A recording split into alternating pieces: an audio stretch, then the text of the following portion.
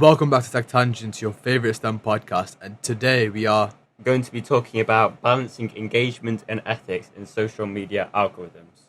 I know that sounds quite complicated, but don't worry, we'll break down every step of it for you. so in this podcast we are going to talk about negative effects, how they work, widespread, and the problem, and lastly the solutions. So, firstly, to know why social media is bad, we need to see what the negative effects actually are. Okay. So the negative effects of social media. Obviously the most obvious one would be the impact on attention and the impact on your attention span and productivity. There's also dopamine in the reward system, so every time you like, comment, or share, like Pranav tells you to do at the end of our podcast, that triggers dopamine spikes, which is really bad for you. And It's really good. Please like, share, and subscribe. But yeah, that makes you want to keep continuing staying on social media, and that's what draws you back in. And then we also have addiction to instant gratification, which is basically behavioral addiction. So algorithms forcing you to do something else. There's also lots of mental health effects as well that we're not going to talk in detail on, but such like fear of missing out, social pressure, and also sleep disruption. So now let's get back to STEM. How do algorithms work? To know how to improve them, we first need to see how they actually work. So first, let's look at two very popular social media apps and how things work. So TikTok, this is really important. It optimizes for the time spent on the app. It tracks micro behaviors. So every time you like, comment, or share, it contributes to something called the prediction score, and that estimates how likely you are to interact with each video. So constantly they're pushing you the videos that you're most likely to interact with most, so you want to stay on the app for longer. It also uses other users' data in that as well. So if Pranav liked a video, I tend to like the same videos as Pranav, it might recommend me that video. And secondly, we have YouTube. Key is that it optimizes for watch time, not for clicks. We will talk about this later. YouTube makes use of machine learning with deep neural network. Again, like TikTok, this uses lots of user data, which is where the privacy concerns come in. There's a good Google research paper from 2016 which describes how the algorithms work. YouTube has two key steps. Firstly, candidate generation finds hundreds of potential videos candidates for you based on the video features, title, category, etc. Then the algorithm looks at loads on metrics on you, such as click-through rate, which is whether you click on a suggested video, and then the viewer retention, how long you watch it for, and then the feedback, so that would be likes, comments, or not interested. Then it will do some ranking. This sorts those videos using deep neural network I mentioned to you earlier, which predicts which videos you watch on the longest. And those are the videos that I recommend to you, again, those types of videos. So, for example, you searched Formula One crashes. The algorithm offers similar videos with higher watch times. If you click on one and watch 80% of it, that strengthens the system to believe that you want more F1 content. As opposed, let's say you were watching another video on basketball and you watched it for, let's say, you watched 30% of it, it will recommend you F1 videos rather than basketball videos because it knows it will suck you in for longer. Yeah, so these algorithms work so well because they're data driven. They're constantly testing and optimizing content selection, and on top of that, they learn from millions of users in real time, constantly adjusting predictions. So they all use loads of user data to recommend the best videos and posts possible. This is what keeps you scoring and staying on those apps for so long. Alright, that makes sense. So that leads us on to the problem. Why is the change not already being made? We know the problems are there, so why is no one doing anything about it? So firstly, why do all these social medias optimize for slightly different things? I mentioned before with TikTok and YouTube what they're optimized for. They had slightly different things.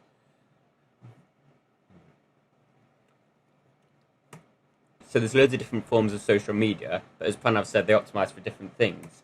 So short form content like TikTok and Reels will optimize for time spent on app. YouTube, which is sort of longer form content, optimizes for watch time, and X, Twitter, Facebook, and Instagram, they optimize for engagements, like shares, etc.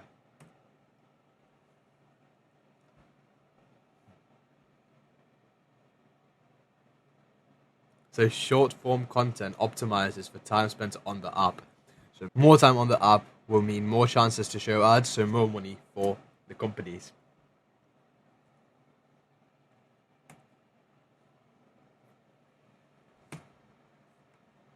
Longer form content, such as YouTube, they optimize for watch time. So if you have a high watch time, they can show you more ads, which again equals more money. And then finally, we have text-based content, which optimizes for engagements, so likes, shares, etc. So that shows content you're likely to enjoy and interact with. That means you're likely to keep scrolling. And if you're more likely to keep scrolling, more chances to show ads, which equals more money. So by now, I hope you've worked out a pattern. It's all about money. All social media companies are really just optimizing for money. They're designed to optimize how they specifically can make the most money possible. Facebook whistleblower Frances Haugen testified that these companies have just become money optimizing machines. Social media companies have no incentive to change their algorithms. They are set up to generate the maximum amount of possible money for their company. So why would they change? What do you think? Well, they don't. That's the whole reason that we're doing this podcast. What can we do to fix this? Well, that moves us on to the solutions. What potential approaches are there?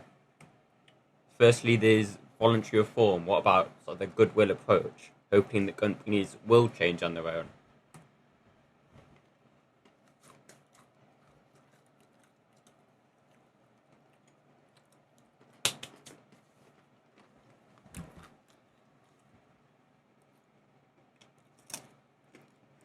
What voluntary changes have platforms already made? So YouTube has take a break reminders after long viewing sessions. TikTok shows messages like you've been scrolling for a while, especially to younger users. And some platforms offer screen time tracking or digital well-being dashboards. It's not good enough. That's true. It doesn't really make any substantial change. So substantial changes would include blocking the dopamine cycle or perhaps having reminders. But wait, doesn't Instagram already have reminders? It's your bedtime, get to bed, you've been scrolling for 20 minutes. Yeah, exactly, but the thing is, this problem still exists. The reason why these small changes don't make any sort of difference is because of the way they're implemented. So that take a break reminder you were talking about, there's actually some psychology in that. The way that the button is highlighted and really easy to press, it's on your right, so your thumb's more likely to move to it. That means you're more likely to just press dismiss.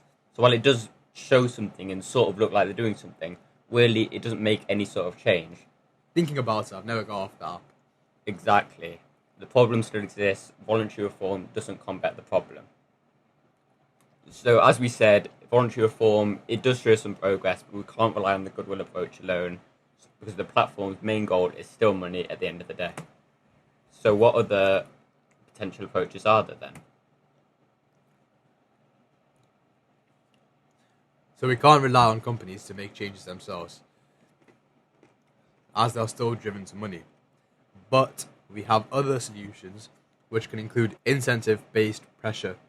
Governments provide incentives for social media platforms to implement change. So instead of regulation, this approach uses financial rewards to align platform priorities with ethical design choices. So what sort of stuff would this include then? So it would include tax credits and subsidies. So the government could offer tax breaks or grants. And then the platforms could make a change in return. For example, independent algorithm audits, redesigns, etc. So what's the benefits to this? Why is that good? So I personally believe the gains from this would be it counters the problem. So it flips ethics from a cost to a financial gain. Better design is possible and profitable. Public pressure to adopt incentives. So it's a win-win situation for both the social media app and the public. But so is this all good then? Is this just a complete solution? But obviously to get something, you have to sacrifice something. So there are limitations. So, firstly, it requires lots of government investment, which can be hard. And secondly, success depends on measurable criteria. Sometimes the change cannot be measurable, especially in this context. So, to convince the government to actually make this investment is a lot of work. There is also another approach. This is sort of less nice. It's forcing the companies to change. I think personally this is probably the best one. Go on. So in this one, you'd force platforms to act ethically. You don't give them a choice. Has this been done already? I'm sure it has. Well, yeah, there has been some laws already implemented. So the EU Digital Services Act, that's since 2023. That's sort of about transparency, but enforcement is still a lot harder with this one. It's not very easy to enforce. There's also the Massachusetts bill. Oh yeah, I've read about it. I believe it was modeled on Harvard's strict legislation roadmap. It focuses on impacts to youth mental health. Yeah, that's right. There are also some laws that are being proposed that hopefully will be better than ones already implemented. So, like, that's the Algorithmic Accountability Act that was reintroduced in 2023 in the US that encourages self-assessment and public disclosure, and that would apply nationally across the US, not just in an individual state, which would be really good. There is also the EU AI Act and digital fairnesses that classifies algorithms, and social media would be a high-risk AI. Where must these laws be enforced? Do you have any ideas? Yeah, well, that's kind of an important thing. Legislative enforcement only works if it's in major jurisdictions, so probably in the EU or the US. Otherwise, platforms can easily evade accountability. If just the EU sets into place laws, the social media companies can still ignore it everywhere else in the world, so that's kind of pointless. So yeah, it would have to come from a major court, and while laws can force platforms to make a change, they need to be global, specific, and strictly enforced. If only there was one more solution that could potentially work. I think there is. Let me think. No. Actually, we do have one. User-driven action. What if the user makes a change themselves? Yes, this isn't really a concrete solution, but it does have an instant impact. So, user-driven action. Managing our own actions. Users don't control the algorithm. Yeah, I mean, that's kind of obvious. I can't tell TikTok what to show me next. But we obviously control our own lives. We can choose what we personally do. But how? So you could, for example, set app screen time limits or turn off autoplay notifications. You could use do not disturb or grayscale modes when focusing. That all of this is going to like sort of change your feed. Use third-party apps to change the way you interact with social media. So instead of social media having a chokehold on you, you control social media and how you're going to use it in your life. Obviously, everything has limitations, as I mentioned earlier. Firstly, it's not your job, it's the company's job to ensure your health. Secondly, the companies are against you. They're designed to be addictive. They aren't designed for you to make the change against them. Thirdly, this doesn't replace actual change. This is a temporary solution, not a permanent solution. So those are the four solutions then. With user-driven action, it shouldn't be needed, but it is the quickest way to get change to happen. So let's conclude this then. Voluntary reform, that's the first one we talked about. What did you think of that? I believe it's okay, but mostly useless. It's good to have as a backup option or as a side option, but should definitely not be the main. Yeah, I agree. Then we had incentive-based pressure. Personally, I think that was a step in the right direction, but it definitely had some limitations, and I think it would struggle to become the sort of the main solution. What did you think about legislative enforcement? I believe it's ideal, but it's slow. It's the right direction. I believe it's the most powerful tool. It forces platforms to take responsibility, but at the same time, its biggest limitation, I believe, would be that it's really slow. Laws take time to pass and even longer to enforce. But I believe the final was something really necessary. What do you think about it? Yeah, user-driven action, I think it's sadly necessary, as you said. It's not a real solution to the system, but right now it's one of the only things we personally can control in our lives to do with social media. In the end, no one solution is perfect, but hopefully in the future we can push for and get social media back in a more ethical direction. Would it be possible? Do you think the companies would want to sacrifice their money? No, they wouldn't. That's kind of why the goodwill approach doesn't work and why we need to make changes, why the government needs to make changes. Companies can't be trusted to make changes by themselves. I think this is a good spot to end it. Thank you for listening. If you have any questions, please leave a comment down below. And if not, please make sure to like, subscribe, share, follow, comment, like, share, subscribe, and all that. And stay tuned for the next episode. Bye-bye. Bye-bye.